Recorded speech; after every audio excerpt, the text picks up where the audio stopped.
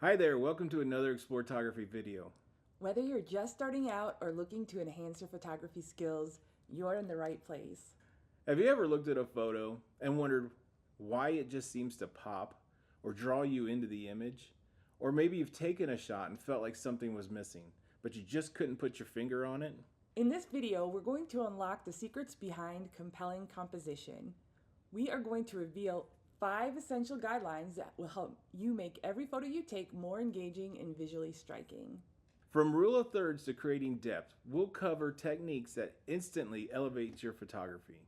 So let's get ready and dive in to discover how we can make your photos truly stand out.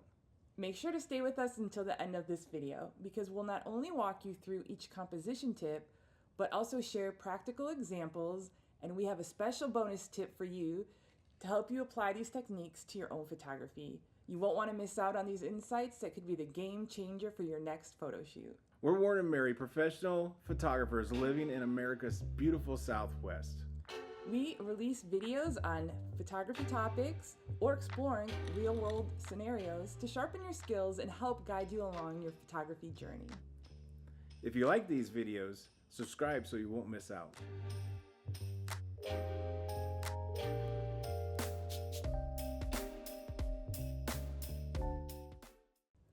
These tips will help you take stunning photos every time. So let's dive in.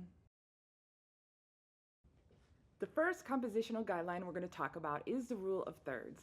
The rule of thirds is a basic yet incredibly effective compositional guideline.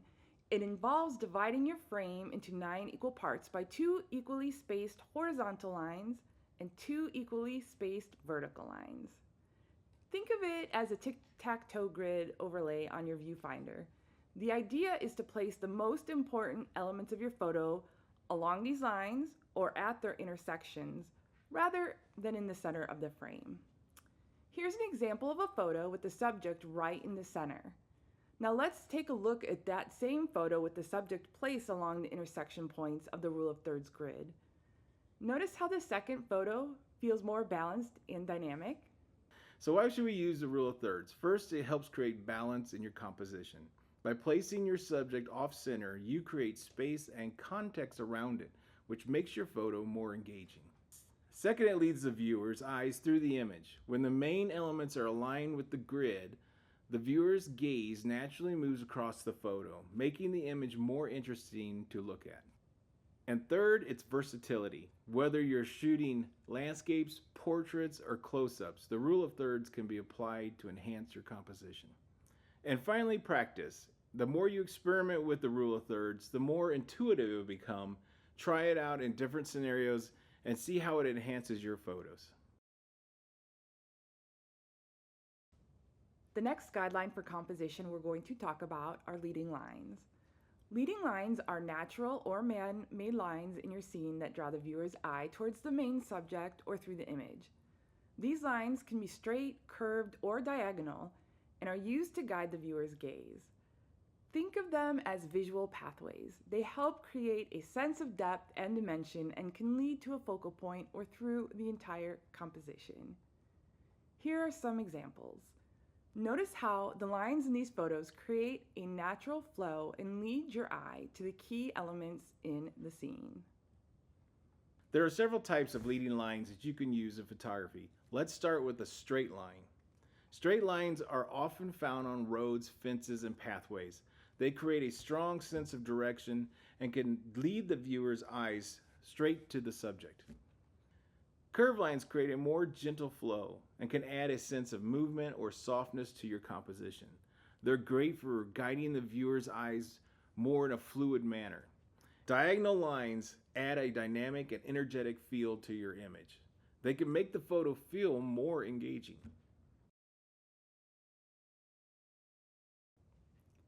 The third guideline for composition that we're going to talk about is framing.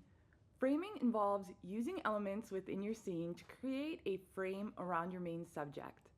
This can be anything from natural elements like tree branches to man-made structures like windows or doorways.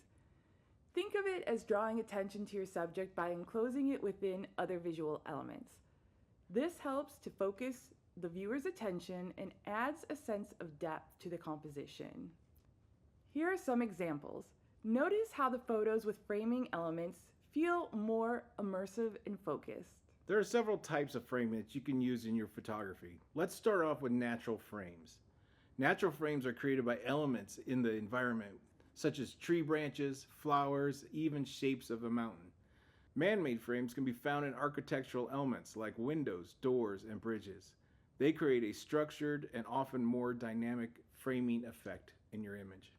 Other types of framing is the use of foreground elements. Foreground elements can add depth to your photo and draw the viewer's eye towards the main subject by giving it context. The fourth compositional guideline we're going to talk about is symmetry and pattern. Symmetry in photography refers to a balanced arrangement where elements on one side of the image mirror those on the other side. It creates a sense of harmony and order. Patterns, on the other hand, are repetitive elements or shapes that create a visual rhythm in your composition. They can be geometric, natural, or man-made. Here are some examples. Notice how symmetry provides a balanced and orderly feel, while patterns add texture and rhythm to the image, a little bit more chaotic. So let's take a look at types of symmetry. There are several types of symmetry you can use in your photography. Let's start with bilateral symmetry. Bilateral symmetry is where the left and right sides of the image are mirrored images of each other. This type of symmetry is often found in reflections and can create a strong visual impact. Next up is radial symmetry. Radial symmetry radiates out from the center point. It's commonly seen in natural elements like flowers or man-made structures like roundabouts. And lastly, we'll talk about relational symmetry. Relational symmetry occurs when an image is arranged around a central point, often seen in designs or objects that repeat in a circular fashion.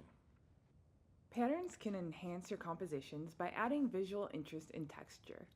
Let's look at some ways to incorporate patterns into your photography. First, look for geometric patterns. These would include repeated shapes like squares, triangles, or circles. They add a structured and clean look to your photo. Next, consider natural patterns. These are found in nature, like the veins of a leaf or the texture of a rock. Lastly, look for man-made patterns. These can be found in architecture, textiles, or everyday objects. Our fifth composition is depth and layering. What is depth and layering? Depth in photography refers to the perception of distance within an image. It makes a two-dimensional photo appear three-dimensional, and it is more immersive. Layering involves placing different elements on the foreground, middle ground, and background to create a sense of depth. This technique adds complexity and interest in your compositions. Here are some examples. Notice how the photos with depth and layering feel more engaging and lifelike compared to those without.